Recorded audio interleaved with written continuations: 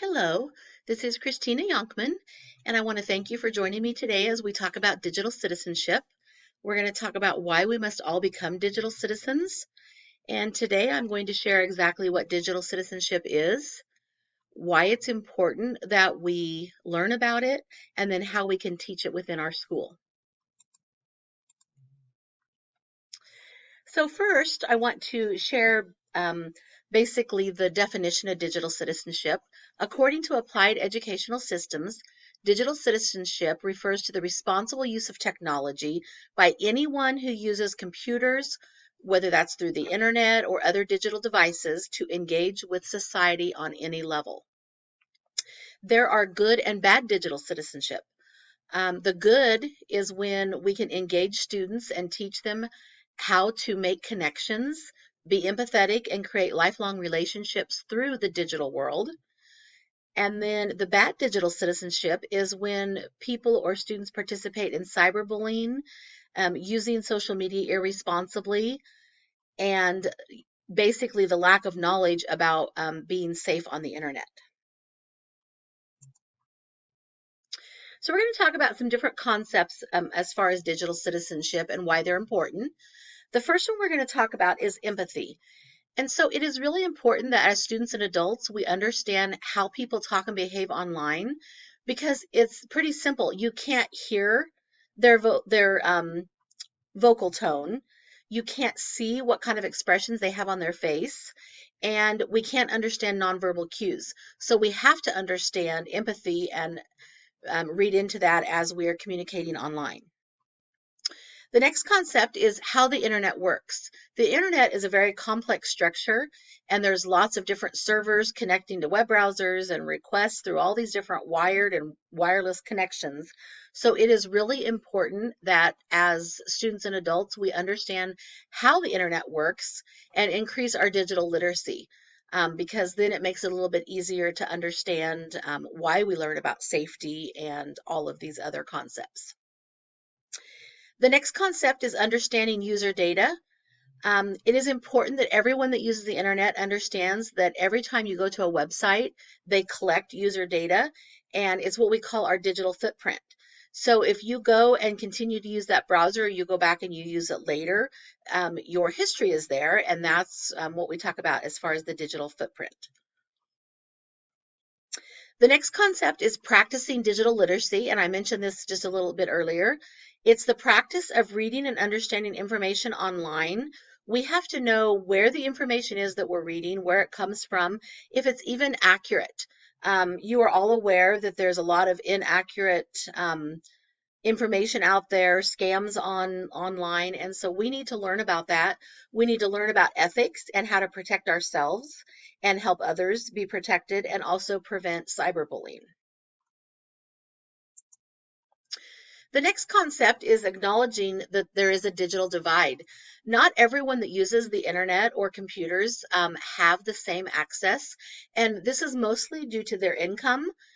Sometimes it can be as far as where they live or the location, but those in poverty normally do not have the same level of access to those who have more disposable income.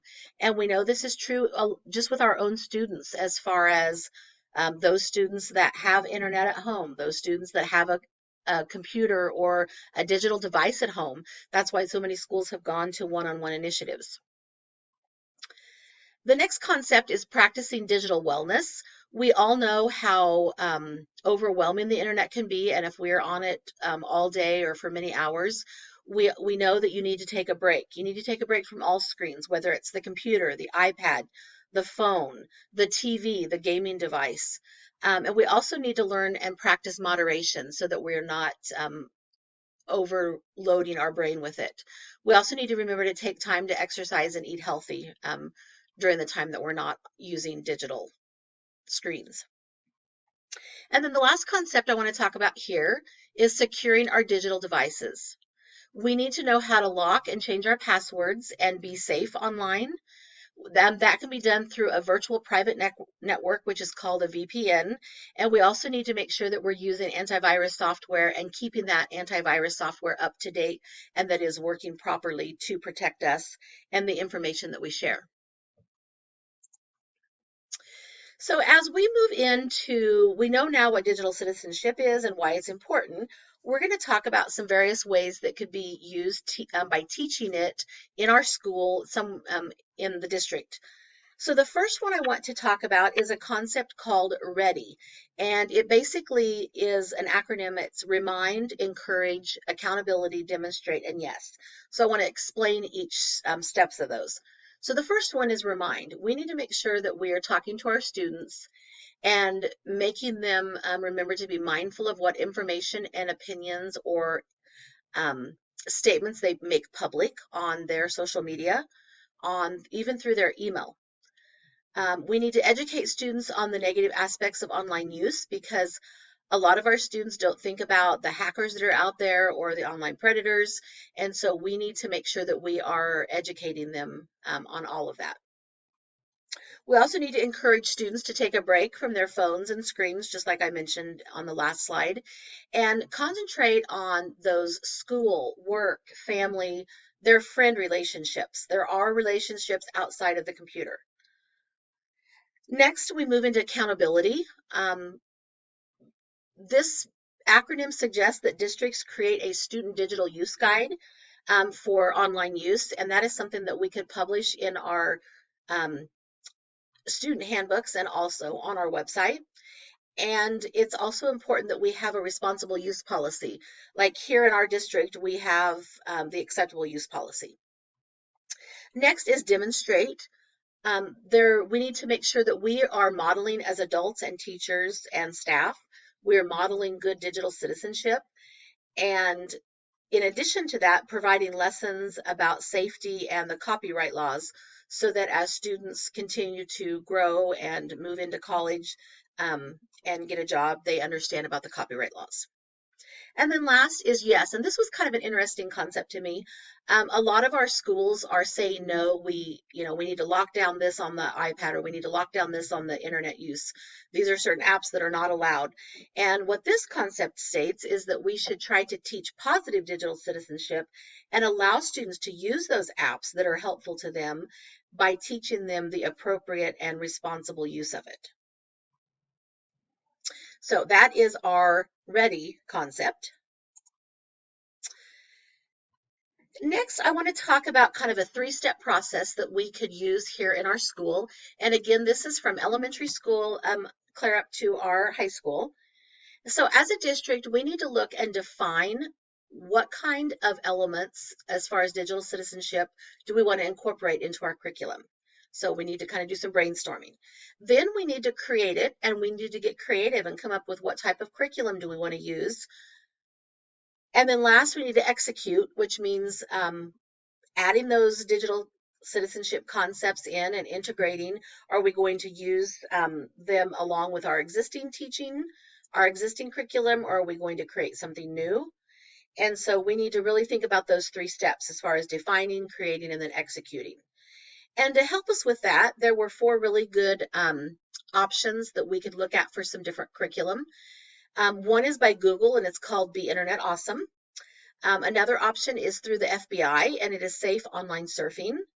And then through a company called Everfi, there is a responsibility curriculum called Ignition and Digital Literacy and Responsibility. And then there was also kind of an interesting initiative through the California, the Los Angeles County Schools. They created a digital citizenship initiative, which is something that we might also want to look at. And so if that's something that you guys are interested in, we can definitely take a look at those in a little bit more detail. The next concept I want to talk about is our three words here. It's REP. We have respect, educating, and protecting. And basically, it is teaching students and adults how to respect themselves and others, how to educate themselves and others, and how to protect themselves and others. And so we're going to start with the R, which is respect, and we're going to talk about the bullets there. It is important that we teach students etiquette. So etiquette is needed to understand that technology does affect other people and remind them that there is another person on the other end when they're sending a text, when they're tweeting something, when they're making a comment or posting. It's really easy to hide behind the screen and think that you're invincible. And I'm going to even be honest, it's easy, even through email sometimes, to maybe state our opinions a little bit harsher than if we were face to face. So that's something we need to make sure that students are taught is etiquette. They also need to know about access, know that not everybody has the same access to technology. And there again, that could be a physical location, it could be because of income or socioeconomic, and it could be um, just the family situation as far as where they live. And along with this, we want to make sure that we encourage students to not bully other students as far as, well, why don't you have a phone? Why aren't you on Snapchat? Because not all parents allow their children to use specific technology. And then last on this one, we need to make sure that they understand the law and that, it's easy to use our online tools, but it's also easy for other people to steal and harass and cause problems for people online. And again, we need to mention the copyright with students that they, are not taking content and using it without permission, that they're at least giving credit to those when they are using it. Okay, so that's respect. Now let's move on to educating. So educating involves literacy. Information is available everywhere we look. It's at our fingertip, and they need to understand how to evaluate it for accuracy. Is it accurate information? What perspective are they looking at? And is it valid? Again, there's a lot of inappropriate or invalid information out there. Okay, the next thing we want to make sure that they learn is communication. Knowing when and where to use technology is very important. And sometimes when and where to post or when and where to share something. They need to think about the message first before they send it and think about, is this appropriate to send or to share the way I'm doing it? Also, is it appropriate for the audience that they're sharing it with? And this is something I work with students a lot, especially in the counseling room, is ages. We talk about that all the time because we have high school students that are 18, and I share with them all the time, you have to remember you are an adult. So whatever you're posting and sharing, your consequences are more severe than maybe a classmate of yours that is younger. And then last, along with educating, is commerce. Technology makes it so easy to buy and sell across the globe, but it is also very risky. And students need to be aware of that they could be scammed. Be careful about giving out their credit card information or sharing personal information. Okay, and moving into protecting, we're going to talk about the rights and responsibilities. So it's important for students to build trust so that if something does happen online, they can go to somebody and share their problems or concerns. And hopefully they feel comfortable with teachers and staff here at school. Students should also know who they are friends with on social networking sites so that they can remain safe online. If they don't know the people, they shouldn't friend them. They shouldn't be playing games with people that they don't know or that they aren't seeing in person. Next, is security. It's everyone's responsibility as far as parents, community, staff, to guard our educational tools and our online tools and data by having our software and applications that protect us from online intruders. And so the spyware that we mentioned earlier. And that's one thing, we're very lucky here at school that we have a technology department that helps us out with that. But we need to remind students that maybe at home they don't have that same protection. So they need to be asking and double checking on that. And then last, we're going to talk again about the health and wellness, which I mentioned earlier. It's important to balance yourself between online and the real world, and that they need to establish limits and spend quality face-to-face time with their friends and family.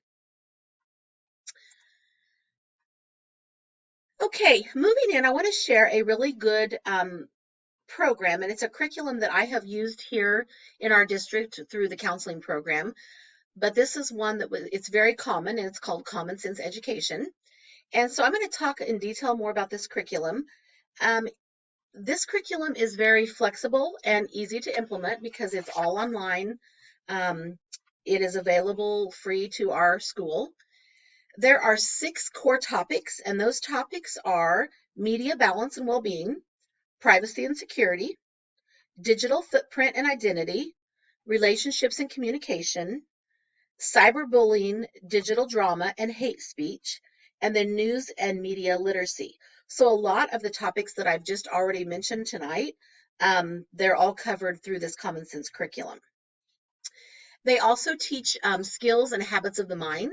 And so, some of those skills that students need when they're online and healthy thinking. It's very developmentally engaging. It's for different grade levels. It's available in another language, so it's available in Spanish, which would be helpful for some of our schools. What I really like about the program is it offers family resources. So there's things that you can share with parents. So you can use at conferences or parent nights or community fairs or, whatever you have that you're reaching out to the community and families. It's awesome because it aligns with our national educational standards. It supports the E-rate compliance, and I'm going to talk to you just in a minute here what that E-rate exactly is. And then last, it provides training resources for our staff to use in the classroom. So let's go back up to E-rate. I want to explain what that is because maybe not all of you have heard of it. The Schools and Library Program of the Universal Service Fund is what is known as E-rate. It is basically a federal program where schools and libraries can apply for funds to purchase computer hardware, get internet access, and also get help connecting their students to the learning opportunities. So there's 3 levels. There's the category 1, which is data transmission services or internet access. And basically that's what it is. It's helping get internet service in the schools and libraries. The second category is internal connections, managed internal broadband services, and maintenance.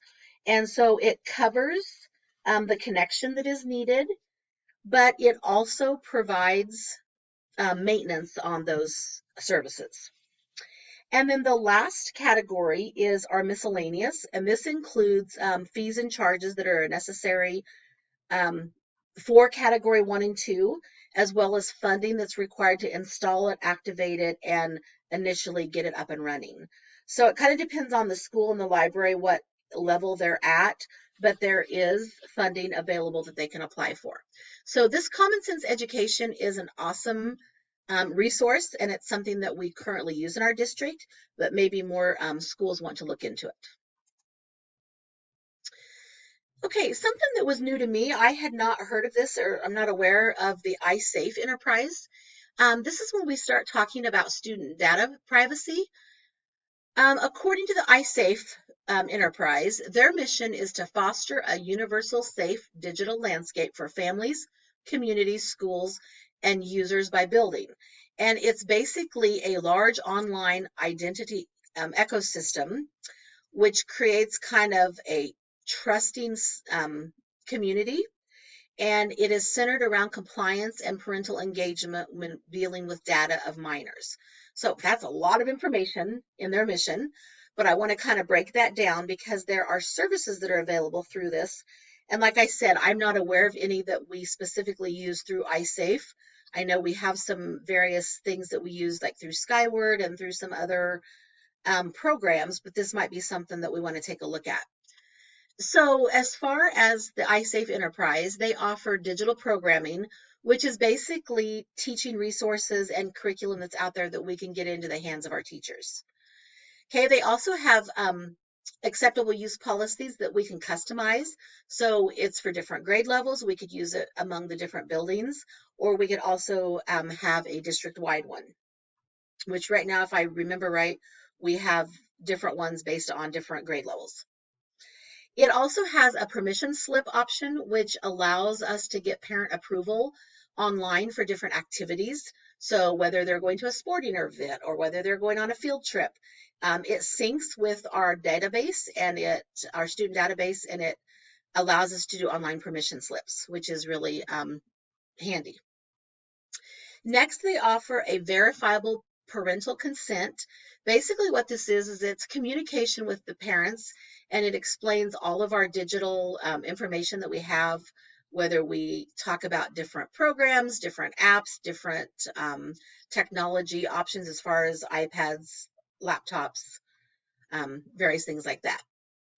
The My Docs is kind of interesting because it allows us to communicate with the online community, and it allows us to get information out there. This would have been really helpful when we did remote learning through COVID, and I believe that's kind of where it was developed at. The role guide is kind of a neat tool that allows us to communicate with staff, and it works with our HR department. And so there's lots of various options there, but it is a communication tool for our staff.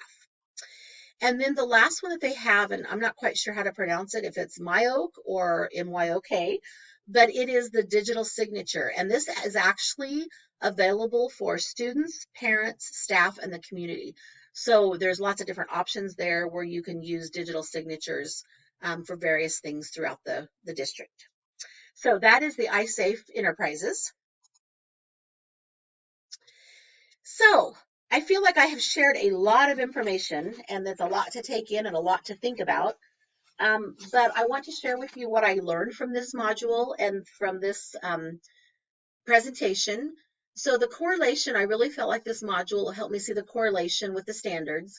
It provided me a lot of resources and articles about digital citizenship, but it also helped explain and give examples of how, as educators, we can incorporate our integrity, ethics, and trust when we are teaching students about internet safety and how they can be responsible digital citizens.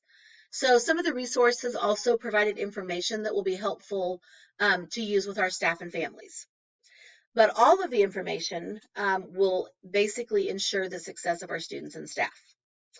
The information was very relevant. It contained a lot of familiar information that I've used as a counselor, but there was new information, and I was excited on some of that I can share with you and our staff and students at GC Achieve. I really appreciated the way the resources and articles provided information and gave us the hands-on resources to use in the classroom, so we don't have to go out there and do a lot of research. Again, I've used the Common Sense resource, and I was pleased to see other options and learn about some other companies that we can share with coworkers and our students. And then last, the reflection. As a building leader, the articles from this module and the resources will be very helpful when I'm planning professional development for the staff and when we're looking at digital citizenship curriculum for the students. I would like to collaborate with staff and our community members to continue to provide quality lessons and programs in my building. And I also want to make sure it's a priority that I stay informed and up to date because things change so rapidly. Even from the beginning of the school year, things have changed. So I will continue to work closely with our awesome technology department to ensure we maintain a safe and successful environment for our staff and students. So I would like to share with you all the resources that I used this evening and all the amazing articles that were included with this resource and this module. So there's these items, several of the common sense ones, and then the last of the resources. So again, I want to thank you for your time tonight, and if you have questions, feel free to ask. I will stick around. And I look forward to doing a little bit more research and working through our digital citizenship through our district. Thank you.